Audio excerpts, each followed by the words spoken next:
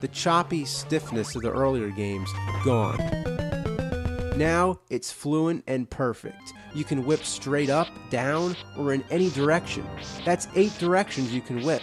If you hold down the button and fuck about with the D-pad, you can do all kinds of tricks. It doesn't have much purpose, but it's pretty cool. Being able to whip any way you want makes it easier to attack enemies while you're in midair. The control is perfect, and that's the key word here, control. You feel like you're in control. It's almost like Simon Belmont can do anything. Once again, you're restricted to only whipping in a horizontal manner, a major downfall from the previous game. Anyway, this is a great game for the Sega Genesis library, but it's still not on par with Castlevania 4. Whipping in 8 directions, the moonwalking, all that's gone. While I think it's an amazing game, my favorite is still Castlevania 4. The control was so satisfying in that game. Alucard's sword is not as much fun as Simon Belmont's whip. Sure, there is a way to unlock Richter Belmont, but this is only after you've already beaten the game. You can't whip in all directions, but you can do that little twirly thing, and Richter has some neat special moves. But I still prefer the feel of Castlevania 4, and being in total control of my whip. Wow, I feel like I just kicked your ass. Yep. Because I can't whip in any direction other than straight forward.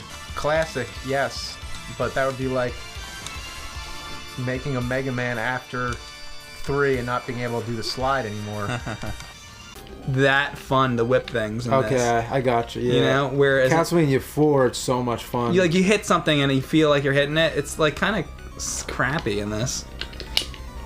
It's not. I mean, it's not terrible. Yeah, but it's I know not, what you mean. Like it's not bad, but it's just kind of like we've been spoiled. Yeah. You know?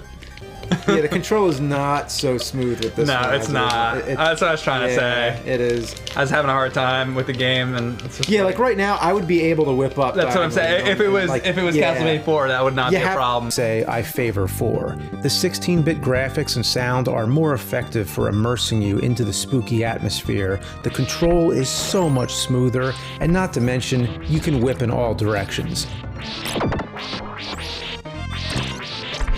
In Bloodlines, you can't whip in all directions, and this time I don't see why not, if they would have taken one note from 4. Sure, you can whip down and also diagonally up, but only while you're jumping. In 4, you can do it from the ground. I could go down the list and say the sound effects and music aren't as good, this and that, but the whipping alone is enough to settle it for me. Once again, I stand by what I said in the old video. Bloodlines is a great game, but it's not as good as 4. For Chronicles, it doesn't have the 8-directional whipping. It's more like Bloodlines. You can whip diagonally while jumping, but in Bloodlines, it's diagonally upward. Here, it's downward. Pretty strange how they got parts of the controls right, but they just couldn't give us the whole damn thing. Not as good as 4, but it's a great game. In 4-parter, I talked about Castlevania Dracula X on Super Nintendo. I talked about how the whipping was a step back to the NES style, and on the other hand, the whipping is a major downgrade, even from Bloodlines and Chronicles, because now you can't even whip diagonally at all. What's the deal with that? The advancements, such as the save slots, the opportunity to keep your old items, the secondary character, should all give it the added bonus points to overtake 4.